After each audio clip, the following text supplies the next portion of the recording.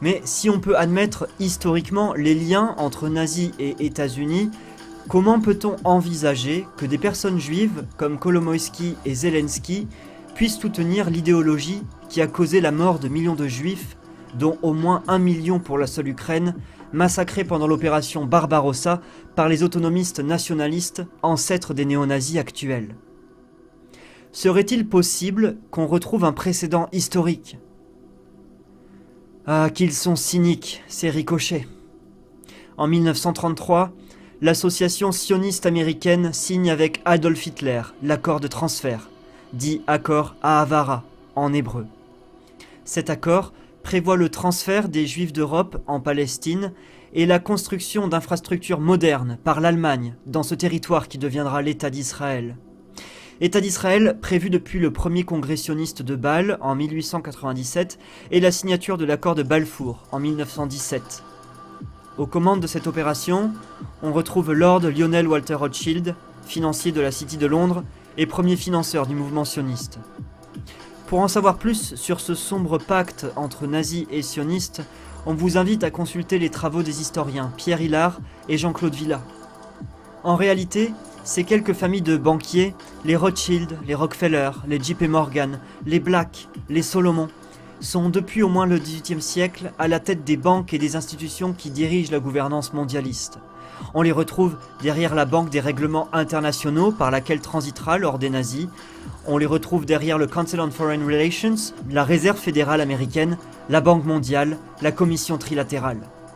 Et s'ils ont collaboré en sous-marin avec les nazis, c'est qu'ils partagent en réalité une même spiritualité, un paganisme primordial opposé au Dieu de la Bible. Ainsi, le terme holocauste, qui vient du grec holocaustos, signifie la fumée de la viande sacrificielle offerte aux anciens dieux, Moloch ou Baal, présents dans l'Ancien Testament. Ces personnes, ces familles Rothschild, Rockefeller, Morgan ou Black, sont bien co-responsables avec les nazis de la Shoah, de l'Holocauste et le massacre de 6 millions de juifs. Ces personnes, qui se font certes passer pour juives, sont en réalité les plus grands antisémites de tous les temps.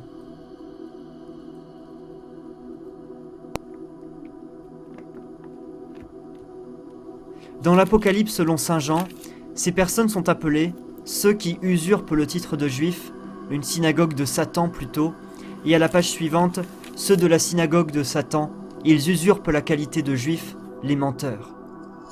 Cette spiritualité puise ses origines dans les anciens cultes, les cultes du serpent primordial. Ces cultes ont de tout temps été assortis de sacrifices humains, dons d'enfants et de rituels pédosatanistes. Ces satanistes s'en sont toujours pris aux juifs en priorité, car les juifs étant le peuple élu de Dieu, ils représentent l'offrande la plus chère à Satan. Le transfert des juifs d'Europe en Israël continue. Cette année, les juifs ukrainiens ont été appelés à rejoindre Israël. L'État d'Israël tel qu'il a été conçu en 1948 est, selon les juifs orthodoxes, une hérésie, puisque d'après les Écritures, les juifs ne pourront rejoindre la Terre Sainte qu'après la venue du Messie.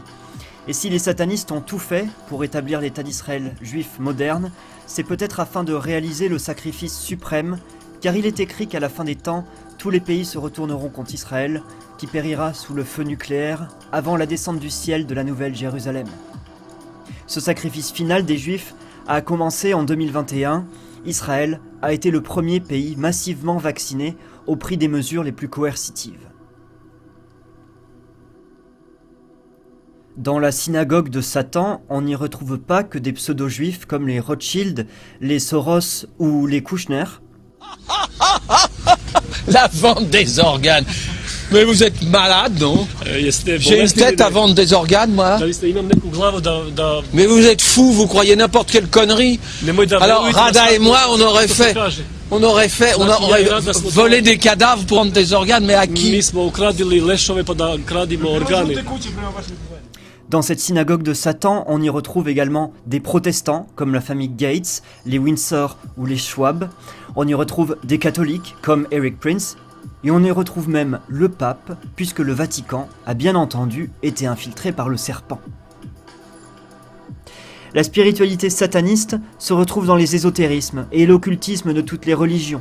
franc-maçonnerie et rose-croix chrétienne, mystique islamique, kabbale juive, culte hindou ou égyptien. Cette spiritualité peut être résumée par la pensée du kabbaliste ottoman Sabbatai Zevi, un hérétique qui se prétend être le vrai Messie dans cette gravure de l'année 1666. On passera sur la symbolique du chiffre pour retenir la doctrine, la rédemption par le péché. C'est-à-dire que pour remettre les péchés de l'humanité, il faut d'abord commettre le plus grand mal. Pour faire venir le Messie, il faut d'abord faire venir l'Antéchrist, et donc fabriquer l'Apocalypse, en quelque sorte. Et l'Apocalypse, selon ces satanistes, consiste à édifier à Jérusalem un gouvernement mondial à la suite d'une immense guerre et de l'Armageddon. Ce gouvernement mondial sera celui de l'homme sans Dieu, une gouvernance dans laquelle la rationalité pure rendra l'homme esclave de la technologie et du contrôle algorithmique, où il n'y aura plus de genre, ni de race, ni même de culture, mais juste l'homme-machine devenu transhumain. Cette gouvernance mondiale, c'est la République universelle du genre humain, promue par la franc-maçonnerie, puis par Karl Marx. C'est celle de l'homme nouveau, promue à la fois par le fascisme et le communisme. C'est le surhomme nietzschéen et nazi. Cette spiritualité néo-païenne, c'est autant celle des milices néo-nazis d'Azov que des Khazars, ce peuple premier d'Ukraine converti à ce judaïsme tout à fait particulier au 7e siècle. Ainsi, la cause réelle de cette guerre en Ukraine est avant tout spirituelle et eschatologique. D'ailleurs, Nathaniel Rothschild, un des nombreux descendants de l'auguste famille, a déclaré au début de la guerre « L'Ukraine est une pièce essentielle que nous ne pouvons pas nous permettre de perdre sur l'échiquier international. Et, sans l'Ukraine, l'ordre global pourrait ne pas survivre. » George Soros, lui, a admis que, je cite, « La guerre en Ukraine marque le début de la Troisième Guerre mondiale. » C'est cette guerre qui permettra de propulser le monde dans le chaos et obligera l'humanité à accepter le gouvernement mondial de Jérusalem qui se présentera alors comme sauveur. À ce propos, certaines lèvres ont, elles aussi, fait des ricochets. Mais en fait, l'autre situation idéale, c'est une ville qui soit en quelque sorte la capitale planétaire d'un univers. On peut imaginer un gouvernement mondial à Jérusalem, puisque c'est là où serait le point de rencontre de tout le monde. Je pense que le socialisme viendrait après le capitalisme, mais pas à la place. Donc je pense qu'il faut viser le gouvernement mondial comme une stratégie. Et d'ailleurs, quand les gouvernements parlent du G20, c'est une illusion, une sorte de retard avant le gouvernement mondial. On va vers ça. Est-ce qu'on ira à la place de la guerre ou après la guerre? Je ne sais pas. Mais c'est ça qu'il faut viser. D'accord. Vous avez entendu ce qu'il vient de dire? Oui. Est-ce qu'on ira avec ça? Comment vous avez Avant la guerre ou à la place de la guerre? Avant la guerre non. Ou à la place de la guerre? Non, vous avez dit après la guerre. Après la guerre, pardon. Oui. Après la guerre ou à la place de la guerre, bien sûr. Est-ce qu'on fait une guerre ou est-ce qu'on n'en fait pas et puis le traité de Versailles, c'était après la guerre. Le traité des Nations Unies, la SDN, c'était après la guerre. La Nations Unies, c'était après la guerre. Et là, il faudrait mieux que ça soit à la place de la guerre qu'après la guerre. Dès 1907-1908, il y avait beaucoup de gens qui disaient on va au chaos, il faut absolument créer un ordre international, il faut créer une société des nations qui permette de négocier. On n'a pas créé la Société des Nations, il y a eu la Première Guerre mondiale et on a créé la Société des Nations après. En 1928-29, il y avait plusieurs personnes qui ont dit écoutez, l'Europe court à la catastrophe, il faut créer un marché commun. Et on avait un traité de marché commun qui a été préparé en février 29 et on ne l'a pas eu. En 1938, 37, beaucoup de gens disaient non, la SDN, ça marche plus, il faut repenser ça, il faut l'Organisation des Nations Unies. On l'a pas fait, on a eu la guerre et on a eu l'Organisation des Nations Unies. Et on peut imaginer qu'on ait de nouveau la même chose, c'est-à-dire qu'un ordre équilibré, harmonieux, soucieux du long terme, qui dépasse l'individualisme, s'installe non pas à la place du chaos, mais après le chaos.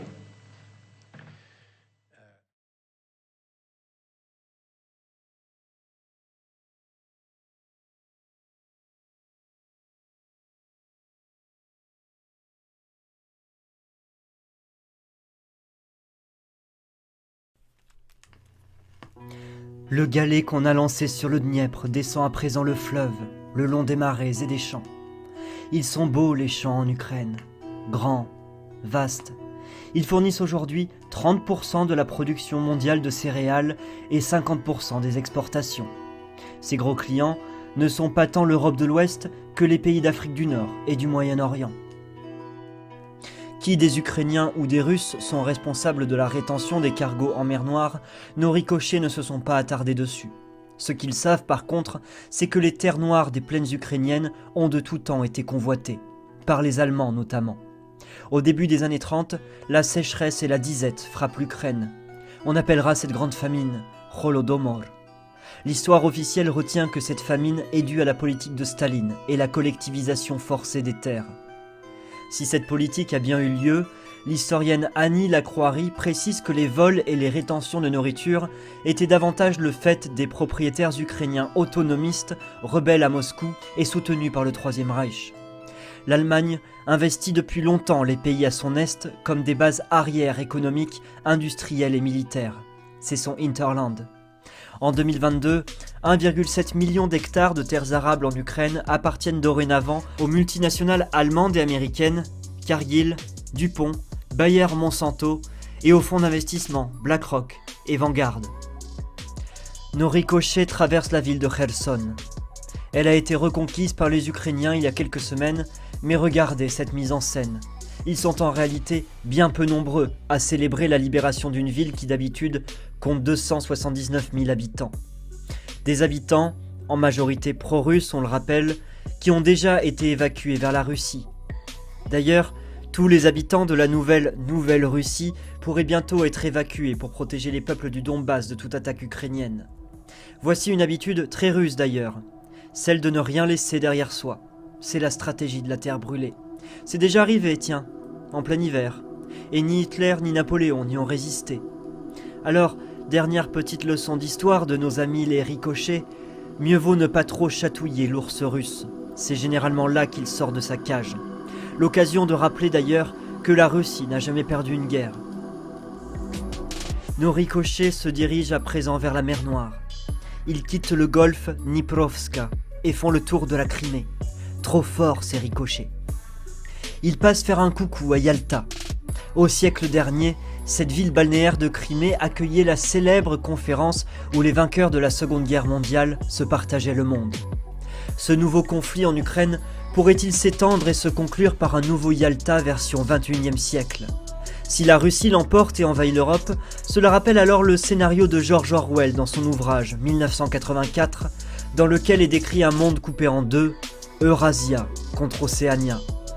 Toute l'Europe occidentale est rattachée à Eurasia, le Royaume-Uni post-Brexit est tourné côté océanien. Allons voir ce qu'il se trame du côté de la mer d'Azov, à présent qu'elle est complètement encerclée par la Russie. Pour s'y rendre, il faut franchir le détroit de Kertch. Attention ! Un camion piégé russe vient de faire exploser le pont de Crimée. Attendez voir, bizarre ce camion piégé russe. Tant pis, nous ne ricocherons pas dans la mer d'Azov. Demi-tour, ricochet. Les ricochets fendent les eaux de la mer Noire et retentissent alors sur le détroit du Bosphore, à Istanbul. Les échos sont silencieux. Ambiguë, la Turquie à l'égard de la Russie l'a toujours été.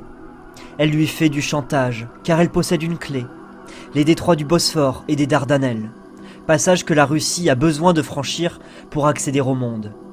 La Turquie, membre de l'OTAN mais alliée de Poutine sur certains dossiers stratégiques, se positionne aujourd'hui en arbitre du conflit russo-ukrainien. Erdogan fait prospérer ce statut de pivot en accueillant les négociations entre les belligérants et leurs soutiens respectifs à Istanbul. La Turquie maintiendra-t-elle sa dangereuse ambiguïté ou finira-t-elle par pivoter ? Et de quel côté ? Dans le cas de la Turquie, nécessité fera sans doute loi. Nos ricochets ont fait de sacrés remous dans une autre mer. Ça bouillonne en mer Baltique. Un caillou lancé trop fort sur l'acier des gazoducs Nord Stream 1 et 2, c'est ballot tout de même. Qui a fait ça ? Voyons voir. Ah, la piste russe est envisagée, mais attendez, les ricochets ont trouvé une autre piste. Nos amis de la Baltique, des journalistes suédois, ont pêché un rapport venu de l'autre côté de l'Atlantique. Un rapport de la RAND, un think tank américain qui conseille la CIA et la NSA. Dans ce rapport, toute une partie s'intitule « Affaiblir l'Allemagne, renforcer les États-Unis ». L'industrie allemande a pour principale source d'énergie le gaz russe et l'électricité française bon marché, deux sources d'alimentation à couper pour faire tomber l'Allemagne et l'Europe. Selon l'analyse américaine, l'Allemagne et la France doivent être affaiblies énergétiquement et maintenues sous dépendance des hydrocarbures nord-américains, les fameux gaz de schiste. Le 7 février 2022, Joe Biden déclarait « Si la Russie envahit l'Ukraine, alors il n'y aura plus de Nord Stream 2 ». L'enquête aura été bien vite pliée par les services suédois et l'enquête des Russes pointe aujourd'hui du doigt les services britanniques.